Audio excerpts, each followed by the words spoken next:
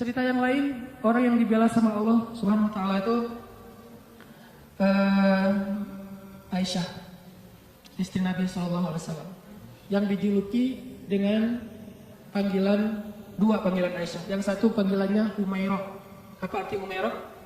Kalau lagi malu wajahnya merah. Pernah ngeliat cewek wajahnya merah? Pakai gitu ya. Kalau Aisyah itu bukan karena dia make upan, memang wajahnya merah kalau lagi malu. Kalau Nabi muji-muji Aisyah, malu merah. Malu pakai ngomong. Itu mas saya. Aisyah Humairah, wajahnya kemerah-merahan. Saking putihnya Aisyah, Abu Bakar itu kan orangnya putih. Makanya anaknya juga kenapa dipanggil Abu Bakar?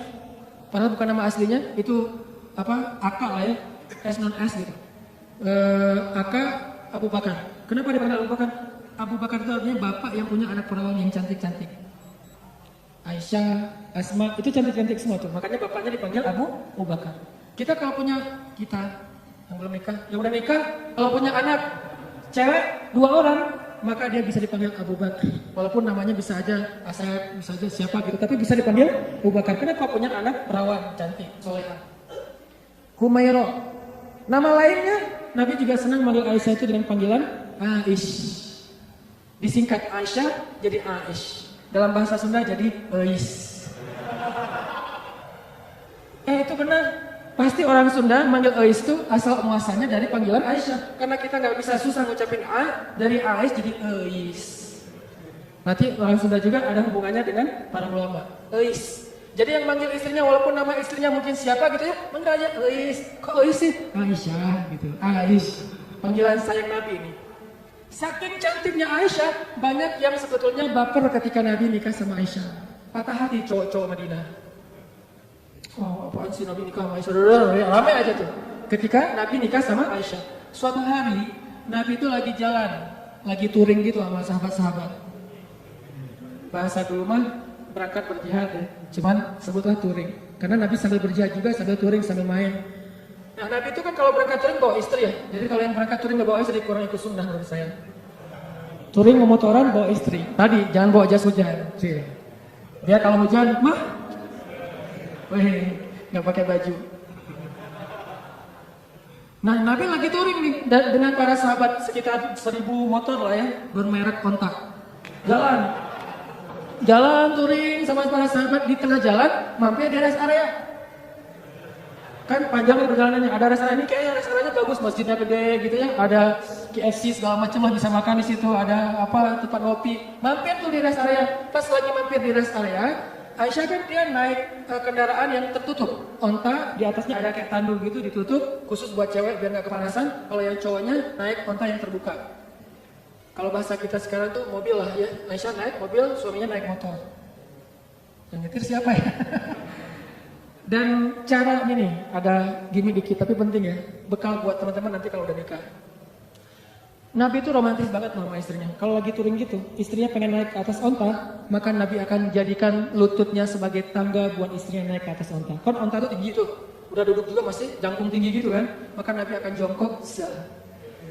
Aisyah, akhirnya Aisyah nginjek lutut Nabi, dipegang sama tangan Nabi, dinaikkan ke atas onta. Itu cowok banget tuh. Makanya kalau kita pengen naikin istri kita ke atas motor, walaupun motornya bebek ya, nggak masalah. Motor bebek, udah diceperin lagi tuh, rendah gitu ya. Apaan sih Pak, bisa sendiri kali gitu. Pengen ikut sunnah malah gagal. Jadi sunnah Nabi itu banyak yang seru-seru loh, keren-keren. Baca aja sirah deh, jangan cuma baca hadis tats ya. Baca juga sih sirah, banyak banget sunnah Nabi yang keren-keren, romantis. Touring nih, berhenti di rest area. Aisyah punya kendaraan sendiri. Pas lagi berhenti di rest area, Aisyah pengen ke belakang. Karena di rest area itu ada toilet segala macam, ada ikhwan, ada khawat. Aisyah pergi ke belakang. Waktu itu Aisyah pakai kalung yang diberikan oleh ibunya, kalung hadiah pernikahan. Cuman centelannya itu udah agak longgar gitu. Pas lagi ke belakang, balik, baru sadar pas dipegang di dadanya, oh kalung saya jatuh hilang. Akhirnya minta izin ke Nabi, ya Rasulullah, kalung saya jatuh dari cari-cari dari tadi nggak nemu. Tolong cariin dong. Akhirnya Nabi pun nyari, nggak nemu, mengarahkan para sahabat nyari. Sampai akhirnya nemu pas udah malam. Berhentinya sore, waktu asar sampai sunset, sampai udah malam, akhirnya mereka baru nemu tuh kalung. Karena udah kemalaman, Nabi pun memutuskan ya udah kita bermalam di sini deh, gak usah ngelanjutin perjalanan, berhentilah sahabat di situ. Karena rest areanya nggak terlalu besar, Dan airnya sedikit, akhirnya pas waktu subuh mereka tidak cukup air, nggak bisa berwudu untuk sholat subuh. Mulailah muncul desas-desus, mulai muncul lagi tweet di antara para sahabat. Ada yang pertama tweet, akhirnya pada repost, jadilah viral. Apa tweetnya? Ini gara-gara Aisyah nih. Kita nggak bisa sholat subuh, nggak punya air gara-gara Aisyah. Hashtag gara-gara Aisyah, sebar. Wah, pada sebel sama Aisyah, ini gara-gara Aisyah. Benar ya gara-gara Aisyah sih, masalah kalung aja kok rame sih, lama-lama amat dan seterusnya. Kalungnya bisa beli lagi nanti di Madinah, rame aja di antara sahabat. Gara-gara mereka rame, turunlah ayat tentang tayamum. Itulah cerita di balik ayat tayamum di surat Al-Maidah. Kalau kalian nggak menemukan air, maka berwudulah dengan cara tayamum dengan debu-debu yang bersih. Diajarin sama Allah tekniknya, tutorial tayamum. Itu jelas tutorialnya di satu ayat. Setelah ayat itu turun, sahabat-sahabat mulai tweet yang baru. Gara-gara Aisyah tapi keren. Mulai pakai jempol emotikonnya. Tadi gara-gara Aisyah emotikonnya cemburu. Sekarang gara-gara Aisyah jempol emotikon tersenyum. Gara-gara Aisyah akhirnya kita punya keringanan fikih dalam berwudu yaitu tayamum. Berkah Aisyah. Paginya Aisyah, wah rame aja. Asal lewat Aisyah gitu. Pada respect itu kan sama Aisyah gara-gara dia turun ayat. Jalan lagi nih. Kan touringnya jauh banget tuh, lintas Pulau Jawa kan ya, jauh banget rupanya. Jalan lagi, ada rest area, berhenti lagi. Aisyah lagi seperti biasanya, semua orang pasti ke belakang. Aisyah ke belakang, datang, jatuh lagi tuh kalung. Ini cara takdir Allah nih. Jatuh lagi kalung, waktu itu Aisyah udah gak enak mau ngasih tahu Nabi. Daripada ntar viral lagi kan ya, jadi trending topik, ya udah deh buat cari sendiri aja. Lagi nyari-nyari di belakang, nyari-nyari kalung yang jatuh, Nabi memutuskan, ayo kita lanjutkan perjalanan. Sehingga para sahabat pun memberdirikan onta itu dan jalan. Nah, tadi Aisyah kan masuknya di atas tandu. Waktu itu sahabat yang mengangkat tandu nggak sadar kalau di dalamnya Aisyah udah nggak ada. Kenapa? Itu menunjukkan bahwa Aisyah itu kurus. Itu komen ulama di hadis tersebut. Makanya kalau baca hadis jangan cuma baca teksnya, baca komennya juga. Biar lebih jelas gitu. Oh ternyata kata ulama Aisyah itu kurus. Kenapa bisa kurus? Dia rajin zumba. Zumbanya Aisyah, ngepel di rumah, beres-beres rumah itu zumbanya Aisyah. Jadi keringatan terus, sehingga badannya tuh bagus. Gak pernah lebih dari 55 kilo. Kalau ada di atas 55 kilo berarti kayak sunnah. Ya. Buat cewek ya, buat cewek. Aisyah tuh masih kurus, jadi dia ada di dalam tandu nggak ada, sama aja nggak terlalu ngaruh. Karena berat tandu lebih berat daripada Aisyah. Begitu diangkat oleh para sahabat, nggak sadar kalau Aisyah udah nggak ada di dalam tandu. Jalanlah Nabi. Yuk berangkat, semuanya pada jalan. Kalau di tol kan nggak bisa balik arah tuh, udah jalan-jalan aja, ketinggalan di rest area. Nah Aisyah lagi nyari-nyari, pas dia dapat, senang, udah dapat nih. Balik ke tempat Nabi tadi berhenti, ternyata pasukan Islam atau rombongan touring udah pada pergi. Ketinggalanlah Aisyah dari rombongan touringnya. Karena tertinggal, Aisyah pun berpikir nanti kalau Nabi sadar, pasti Nabi akan jemput lagi nih. Ya udah saya tunggu aja. Sambil nunggu, Aisyah pun duduk di sebuah batu bersandar. Karena nunggunya lama bersandar di batu, lama-lama ketiduran. Tertidur di sebuah batu gitu.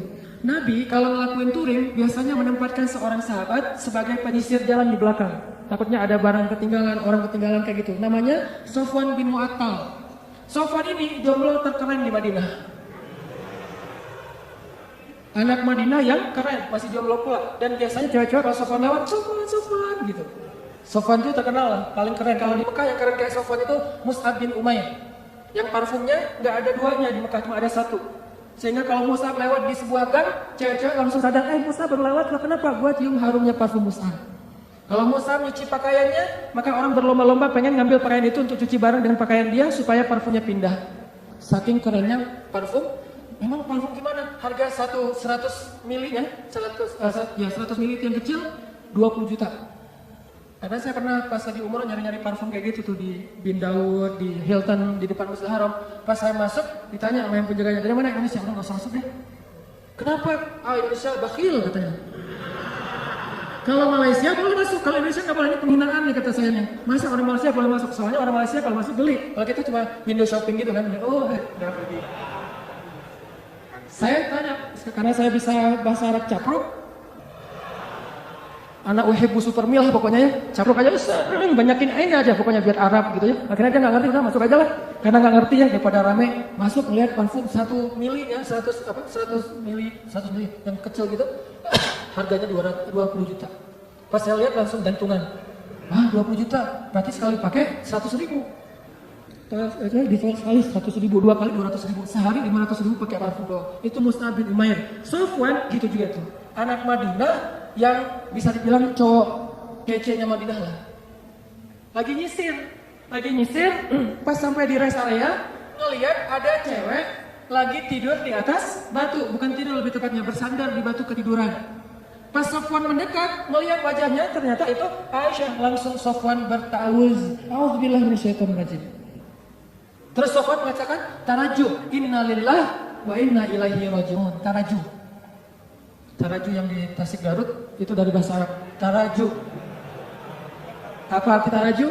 Innalillah wa inna ilaihi raji'un. Taraju artinya mengucapkan innalillah. Langsung Sofwan innalillah wa inna ilaihi raji'un berpaling. Coba bayangin, solehnya Sofwan. Kalau kita kan alhamdulillah. Kebalik ya. Kalau Sofwan innalillah, nih cowok keren tuh kayak gitu tuh. Innalillah. Kalau Maryam ngelihat Jibril, kan Maryam pernah lagi sendirian tuh di mihrab lagi berzikir, tiba-tiba datang cowok keren namanya Jibril. Jibril itu kan kalau turun ke bumi berwujud basyaron sawiyya, laki-laki yang sempurna. Pas Maryam ngelihat cowok keren gitu, apa kata Maryam? A'udzubillah. Bukan Masya Allah, bukan A'udzubillah. Jadi cewek-cewek nih kalau ngelihat postingan ada cowok yang keren, A'udzubillah, mana ya tadi? A'udzubillah aja, jangan dilihat. Yang cowok-cowoknya ada yang cewek keren, innalillahi wa inna ilaihi raji'un. Jadi kalau cewek-cewek itu di luar dengerin ada yang tarajuk, berarti ada yang keren tuh. Mana? Innalillahi wa inna ilaihi raji'un. Karena ucapan tarajuknya keras, akhirnya Aisyah kaget dan bangun. Pas Aisyah bangun langsung Aisyah nunduk gitu karena malu kepada Sofwan. Sofwan gak banyak nanya, Aisyah ngapain sendiri di sini nungguin saya ya? Enggak. Nih, solehnya sahabat ya, biar kita bisa ngebandingin sama kita. Enggak nanya Aisyah lagi ngapain di sini, Aisyah kenapa duduk di situ, Aisyah enggak. Begitu udah selesai tarajuk, Aisyah bangun, Sofwan langsung mengambil ontanya, didudukkan di dekat Aisyah, terus Sofwan menjauh dan membelakangi. Untuk apa? Biar Aisyah naik ke atas onta dan Sofwan gak ngeliat gimana cara si cewek itu naik. Kalau udah nikah, romantis banget. Kalau belum nikah, terjaga banget. Tuh benar-benar orang-orang yang luar biasa. Belum nikah, dia menjauh. Gua gak pengen lihat gimana cara Aisyah naik di atas motor, kan naiknya cewek di atas motor, apalagi boncengan pas pulang sekolah kan agak sesuatu ya. Bahaya kan? Nah, Sofwan gak mau melihat itu.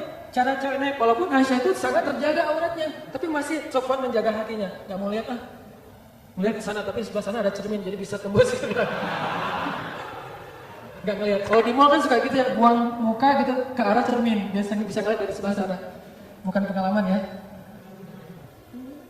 Pernah. Nah, akhirnya Sofwan menjauh, membelakangi Aisyah. Dalam durasi kira-kira si cewek ini udah selesai naik ke atas unta. Begitu udah selesai, Sofwan datang, ngambil tali kekang unta dan ditarik. Untanya berdiri, jalan. Sofwan jalan kaki di depan, Aisyah naik di atas unta. Itu cara paling bagus boncengan. Jadi jangan dibonceng gitu. Apalagi ini ojek-ojek online ya. Kalau yang ordernya cewek, naik. Kita mah gak usah naik ke atas motor, di samping aja dorongin motor. Kenapa emang kok gitu caranya? Sofwan. Sofwan itu siapa? Gak pernah ikut talim ya. Makin sombong ya, makin ria. Sofwan narik tuh tali kekang onta. Aisyah di belakang. Gak pernah sekalipun Sofwan menoleh ke belakang. Aisyah butuh sesuatu? Enggak. Atau mungkin bisa miss call kalau ada apa-apa. Ini nomor saya, modus. Gak ada sama sekali. Aisyah gak diajak ngobrol. Aisyah kenapa tinggal sendiri dan segala macam. Gak sama sekali. Diam sepanjang perjalanan sampai di Madinah. Nabi sampai di Madinah gak sadar kalau Aisyahnya ketinggalan. Karena Nabi gak langsung pulang. Biasanya nyambut tamu dulu, ada urusan negara lah. Nah, lama baru dari belakang Aisyah dengan Sofwan muncul. Di Madinah waktu itu kebenaran orang-orang Yahudi lagi nongkrong di gerbang. Karena salah satu hobi orang Yahudi itu nongkrong di jalan. Senang banget nongkrong di jalan tuh. Nongkrong gitu-gitu ya di jalan. Nah, pas lagi orang Yahudi nongkrong di jalan, tiba-tiba dari kejauhan datanglah Aisyah dengan Sofwan berdua. Tapi satu di atas onta, satu lagi narik tali kekang onta. Orang Yahudi tadi lagi nongkrong nih, lagi ngobrol. Datanglah Aisyah sama Sofwan. Begitu mereka ngeliat Sofwan dan Aisyah, langsung sepi. Diam semua orang Yahudi, diam aja. Diam tuh ada yang lewat. Diam. Pas udah lewat, gue bener ngeliatnya tadi gak bermimpi nih. Enggak, gue juga ngeliat yang sama. Bener kan Aisyah bener? Mulai gosip muncul. Judulnya masih aman nih. Aisyah dan Sofwan pulang berdua. Judul standar lah ya, mainstream. Judulnya Aisyah dan Sofwan pulang berdua. Benar nggak? Benar, tapi orang persepsinya apa? Selingkuh kan? Ada affair antara Aisyah dengan Sofwan. Judulnya nggak bisa dihujat. Saya tuntut kamu pencemaran nama baik, nggak bisa. Orang judulnya benar. Aisyah dan Sofwan pulang berdua. Atau nanti dikembangin lagi. Aisyah dan Sofwan ada apa? Tanda tanya. Bisa aja kayak gitu. Ada apa dengan ADA gitu. Ada apa dengan Aisyah? Nah, gara-gara orang Yahudi nyebarin tweet hashtag postingan kayak gini, mulai viral di antara kaum muslimin. Ada apa dengan Aisyah? Aisyah selingkuh, Aisyah dan Sofwan ada sesuatu. Ramailah fitnah di antara kaum muslimin tentang Sofwan dan Aisyah. Sampai akhirnya fitnah ini terdengar kepada Rasul. Nabi juga sempat hampir ragu sama Aisyah. Saking semua orang nggak bicara itu. Lo udah dengar berita belum? Apa? Aisyah sama Sofwan ternyata kemarin pulang berdua ada sesuatu tuh. Oh gitu? Kan suka gurih ya omongan-omongan kayak gini. Bisa ditambah-tambahin, patchingnya ditambahin, jadilah patchingnya banyak. Makin banyak patching, makin sedap. Makin susah untuk berhenti kan? Nah gitu lah bos. Akhirnya viral, jadi trending topik di Madinah, Aisyah dan Sofwan ada affair. Sampai ada seorang sahabat, kalau nggak salah namanya Abu Ayyub, pulang ke rumah, nanya ke istrinya, "Mah, udah dengar berita yang lagi trending topik belum?" "Udah Pak, Mama juga baru buka Instagram," kata istrinya. Mama punya Instagram kok, Bapak gak di-follow? Bahaya. Aisyah sama Sofwan katanya di fitnah ada sesuatu. Gimana menurut Mama? Kata Abu Ayyub. Nih jawaban istrinya nih, jadi panduan buat kita kalau dengar gosip. Apa kata istrinya? "Ya Abu Ayyub, gimana pendapat engkau jika ada mengatakan engkau selingkuh dengan seorang perempuan?" Kata Abu Ayyub, "Ya nggak mungkin lah. Papa mau selingkuh, kan udah cukup dengan Mama." Mama kan segalanya buat Papa. Udah nggak ada lagi, nggak akan terbuka lagi lah hati Papa buat cewek yang lain, mah. Udah gitu-gitu. Benar Pak, benar. Sesungguhnya Sofwan itu lebih soleh daripada Papa. Kalau Papa nggak mungkin selingkuh, maka Sofwan juga nggak mungkin. Oh gitu. Ya deh. Ditanya lagi sama istri Abu Ayyub, "Pak, ya Abu Ayyub, gimana menurut engkau jika ada mengatakan Mama selingkuh?" Kata Abu Ayyub, "Nauzubillah, nggak mungkin. Papa percaya banget sama Mama. Mama tuh kan cewek yang paling setia, yang menjaga diri segala macam." Kata istrinya, "Sesungguhnya Aisyah lebih soleha daripada Mama." Kalau Mama aja nggak mungkin selingkuh, apalagi Aisyah. Coba. Gampang kan menyelesaikan masalah kayak gini? Ada isu, sesungguhnya dia lebih soleh daripada kita. Kalau kita aja nggak mungkin, pasti dia lebih nggak mungkin lagi. Begitu caranya. Husnuzon. Tapi di luar berita itu tetap berkembang. Sampai akhirnya Nabi datang ke rumah Aisyah, bertanya kepada Aisyah, "Ya Aisyah, pasti kamu sudah mendengar berita tentang ini. Gimana menurut kamu, wahai Aisyah?" Kata Aisyah, "Kalau saya bilang berita itu bohong, mungkin Nabi nggak percaya sama saya. Padahal itu bohong. Kalau saya bilang itu benar, tapi Allah Maha tahu bahwa itu tidak benar, maka saya tidak akan membela diri. Wallahul musta'an. Saya akan bersandar hanya kepada Allah saja. Allah yang Maha menolong." Masuk ke kamar. Aisyah kecewa gitu sama Nabi. Karena Nabi dianggap nggak ngebelain Aisyah. Nabi juga bingung, benar nggak? Emang kayak gitu. Saking parahnya berita ini. Nabi juga bingung loh. Hampir aja Nabi menceraikan Aisyah. Saking luar biasanya fitnah. Gak lama kemudian Nabi dalam keadaan sedang sedih, rasa perasaannya itu lagi kacau banget. Turun surat An-Nur ngebelain Aisyah. Sesungguhnya orang-orang yang menyebarkan berita bohong itu adalah bagian dari umat Islam sendiri. Ternyata yang menyebarkan itu bukan orang Yahudi. Orang Yahudi cuma munculin tweet pertama orang Yahudi, tapi yang bikin dia viral orang Islam. Mungkin postingan pertama bukan dari orang Islam, dari luar. Sengaja pengen bikin masalah. Yang bikin itu jadi fitnah kita sendiri, nge-repost sembarangan.